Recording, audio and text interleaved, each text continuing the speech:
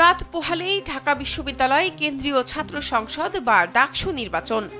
এই নির্বাচনে কারা জিতবে তা নিয়ে আগ্রহের শেষ নেই।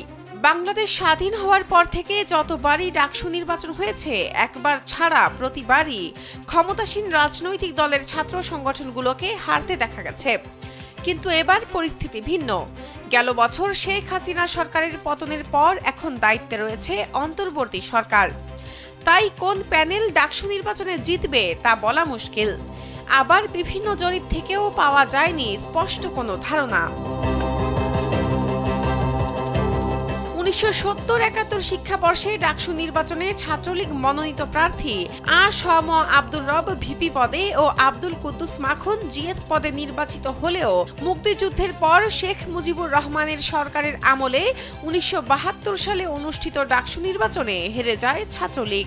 এ সময় ভিপি ও জিএস পদে জয়লাভ করেন ছাত্র ইউনিয়ন মনোনীত প্রার্থী মুজাহিদুল ইসলাম সেলিম ও মাহবুব জামান। 1973 থেকে 1978 সাল পর্যন্ত ডাকসু নির্বাচন হয়নি। 1979, 80 ও 82 সালে বিএনপির আমলে ডাকসু নির্বাচনে হারে ছাত্রদল। এ তিন নির্বাচনেই জয়লাভ করেন ছাত্রলীগ মনোনীত প্রার্থীরা। 1983 থেকে 1990 সাল পর্যন্ত ক্ষমতায় ছিলেন হুসেইন মোহাম্মদ এরশাদ। 83 থেকে 88 সাল পর্যন্ত কোনো ডাকসু নির্বাচন না হলেও 1989 সালের ডাকসু নির্বাচনে ভিপি পদে জয়ী হন ছাত্রলীগ মনোনীত সুলতান মোহাম্মদ মনসুর আহমদ। 1990-এর ডাকসু নির্বাচনে প্রথমবার বড় ধরনের জয় পায় ছাত্রদল। সেবার ভিপি পদে জয়লাভ করেন আমানুল্লাহ আমান, জিএস পদে জয়লাভ করেন খায়রুল কবির খোকন।